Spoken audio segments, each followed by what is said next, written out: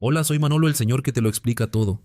Estoy aquí en el canal El Comentario, realizado y dirigido por Agustín Sancho Cubero. Hoy vamos a aprender sobre el siguiente asunto, el desmontaje de la leyenda negra española.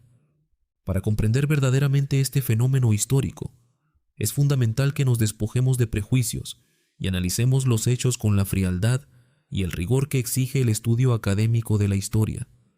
La leyenda negra no es un conjunto de críticas aisladas o anécdotas sueltas sobre el pasado de España, sino que constituye uno de los primeros y más exitosos movimientos de propaganda política a gran escala de la historia moderna. Se trata de una narrativa construida de manera deliberada por los enemigos políticos y religiosos del Imperio español durante su época de máxima hegemonía mundial, principalmente en los siglos XVI y XVII, con el objetivo de deslegitimar su poder, demonizar a sus gobernantes y minar su influencia en Europa y en el mundo. Cuando una nación alcanza la supremacía, como fue el caso de la monarquía hispánica tras el descubrimiento de América y durante los reinados de Carlos I y Felipe II, es inevitable que surjan rivalidades.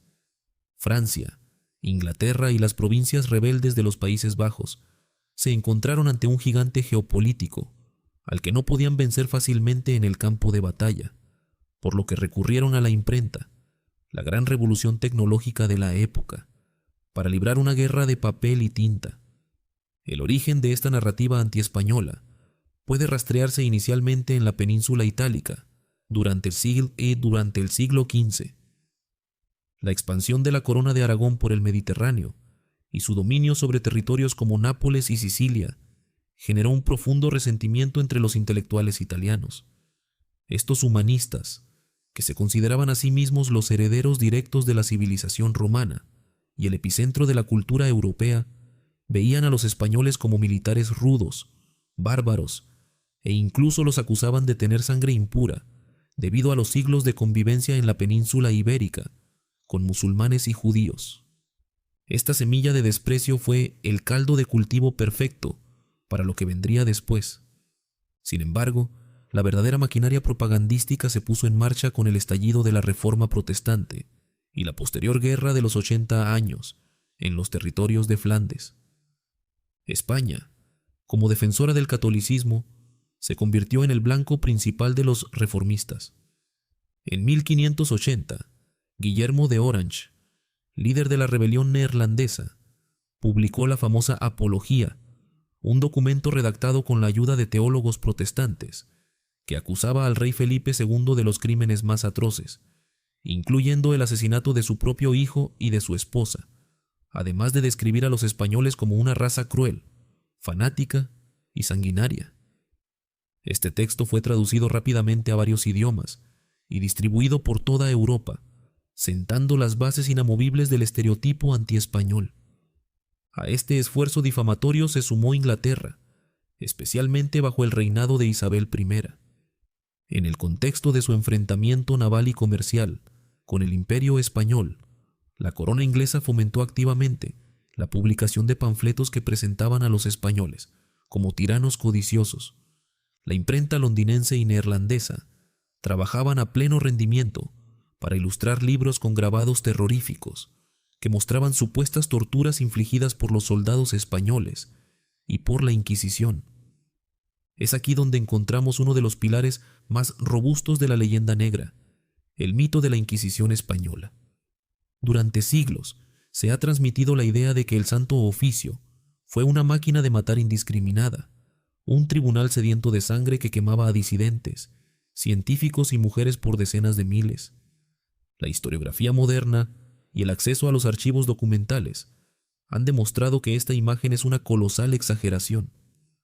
Si bien la Inquisición fue una institución de control ideológico y religioso, que juzgó y condenó a personas, sus procedimientos eran, paradójicamente, mucho más garantistas y rigurosos que los de los tribunales civiles de la época en cualquier otro país europeo.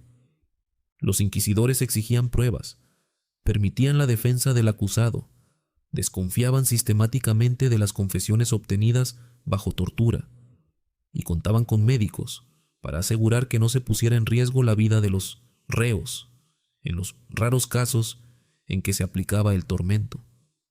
Para poner los datos en perspectiva, los estudios más rigurosos estiman que durante sus más de 300 años de existencia, la Inquisición española ejecutó a un número de personas que oscila entre las 3.000 y las 5.000. Aunque es una cifra dolorosa que no debe celebrarse, palidece en comparación con las matanzas religiosas y las cazas de brujas perpetradas en el resto de Europa durante el mismo periodo. En Alemania, Francia, Suiza e Inglaterra, decenas de miles de personas, en su inmensa mayoría mujeres, fueron quemadas en la hoguera acusadas de brujería por tribunales civiles y religiosos protestantes y católicos, en un frenesí de histeria colectiva. La Inquisición española, por el contrario, fue una de las primeras instituciones en Europa en declarar formalmente que la brujería era una superstición y no una realidad comprobable. El famoso inquisidor Alonso de Salazar y Frías, tras investigar el conocido caso de las brujas de Zugarramurdi a principios del siglo XVII, concluyó que no hubo brujas ni embrujados hasta que se empezó a hablar y escribir de ellos. Gracias a esta aproximación racional y escéptica, España se libró de los baños de sangre que diezmaron a las mujeres europeas en el norte del continente, un dato fundamental que la leyenda negra silencia sistemáticamente para mantener la ficción de una España irracional y oscurantista. El otro gran pilar sobre el que se sustenta esta leyenda es el relato de la conquista de América. La propaganda tradicional ha presentado la llegada de los españoles al Nuevo Mundo como un genocidio premeditado, una destrucción sistemática de culturas pacíficas motivada únicamente por la sed de oro. Para desmontar este mito, la historia académica nos obliga a analizar la realidad demográfica, legal y social del proceso. El colapso demográfico de las poblaciones indígenas en el continente americano es un hecho histórico innegable y trágico, pero hoy sabemos a ciencia cierta que la inmensa mayoría de esas muertes no fueron causadas por las espadas o los arcabuces de los conquistadores, sino por el choque biológico. Los europeos llevaron consigo enfermedades como la viruela, el sarampión y la gripe, para las cuales los nativos americanos no tenían defensas inmunológicas. Fue una catástrofe epidemiológica sin precedentes, similar a lo que supuso la peste negra para Europa en el siglo XIV, un fenómeno que habría ocurrido exactamente igual, independientemente de qué nación del viejo mundo hubiera llegado primero a las costas de América. En cuanto a la actuación de los españoles, es imprescindible hablar del marco legal que la Corona de Castilla estableció para sus nuevos territorios.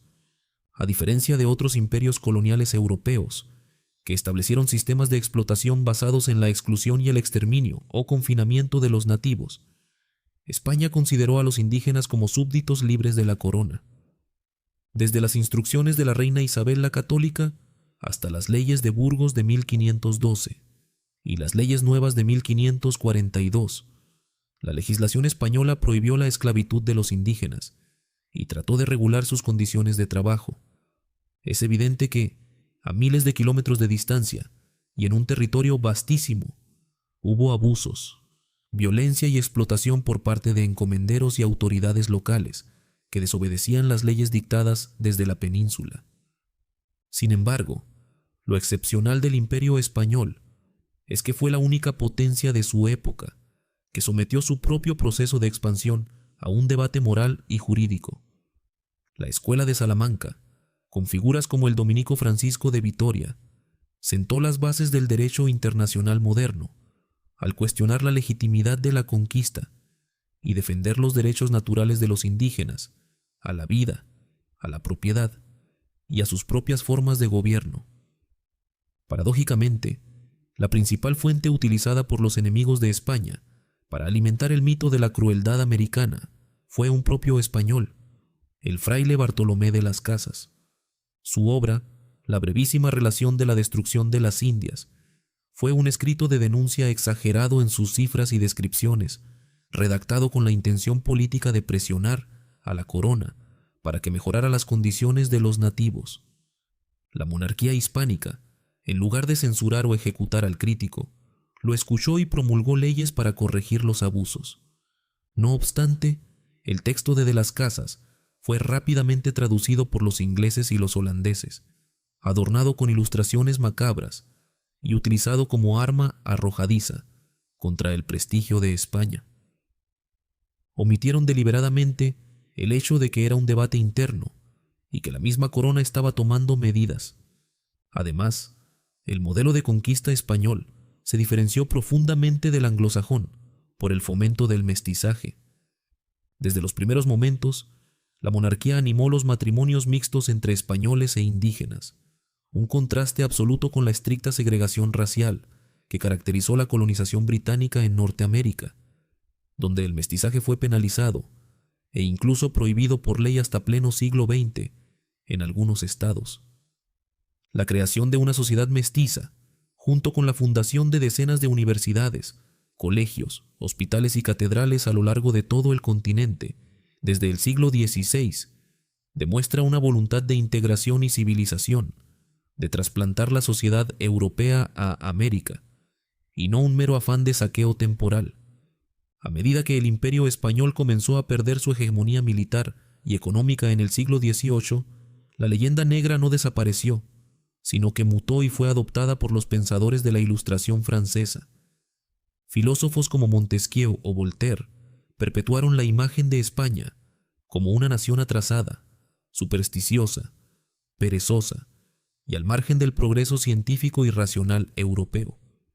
Esta visión ignoraba por completo las inmensas contribuciones españolas a la cartografía, la botánica, la minería, la metalurgia y la navegación, conocimientos sin los cuales habría sido imposible mantener comunicado y administrado el imperio más grande que había conocido el mundo hasta la fecha. Posteriormente, en el siglo XIX, el movimiento romántico consolidó una nueva vertiente de la leyenda negra. Viajeros ingleses y franceses acudieron a la península buscando un exotismo oriental y construyeron el mito de la España romántica, un país de gitanos, bandoleros, toreros y pasiones irracionales, pintoresco pero irremediablemente anclado en el pasado y refractario a la modernidad. El aspecto más trágico de la leyenda negra es que con el tiempo y especialmente tras el desastre militar y político de 1898 con la pérdida de los últimos territorios de ultramar, los propios españoles terminaron asumiendo esta propaganda exterior como una verdad histórica irrefutable. Una parte de la intelectualidad española interiorizó el relato de la inferioridad patria, achacando los problemas nacionales a un supuesto carácter trágico o a taras históricas heredadas desde los tiempos de la Inquisición y la conquista. Se generó así una autoleyenda negra que ha marcado la identidad española durante gran parte de los siglos XX y XXI, provocando complejos de inferioridad y un rechazo hacia la propia historia. Solo en las últimas décadas, gracias a una labor historiográfica metódica, rigurosa y basada en fuentes documentales tanto españolas como extranjeras, se ha comenzado a desmontar sistemáticamente este edificio de mentiras y medias verdades. Los académicos actuales demuestran que España fue una nación plenamente europea, partícipe de las corrientes culturales, científicas y políticas de su tiempo, con las luces y sombras propias de cualquier imperio de su magnitud, ni mejor ni peor que sus contemporáneos, pero ciertamente no el monstruo excepcional que la propaganda rival diseñó. El desmontaje de la leyenda negra no tiene como objetivo sustituirla por una leyenda rosa que idealice el pasado español y borre de un plumazo la violencia, los errores o las injusticias reales, que por supuesto existieron. La historia no es un cuento infantil de héroes y villanos, sino un proceso complejo protagonizado por seres humanos inmersos en la mentalidad de su tiempo.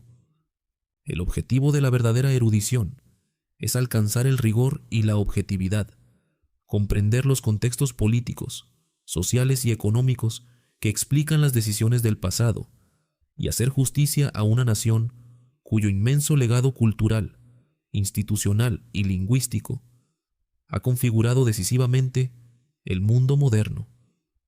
Entender cómo se fraguó esta gigantesca campaña de manipulación informativa nos ayuda no solo a conocer mejor la historia de España y de la América hispana, sino también a ser ciudadanos más críticos frente a los mecanismos de la propaganda, la difamación geopolítica y la creación de noticias falsas, tácticas que, aunque nacieron en el siglo XVI, con la imprenta, siguen estando plenamente vigentes en la era digital en la que vivimos. Este acercamiento sereno a nuestro pasado es el único camino para reconciliarnos con la historia universal y comprender el lugar que España ocupó realmente en el tablero del mundo. Les animo a todos ustedes a suscribirse al canal El Comentario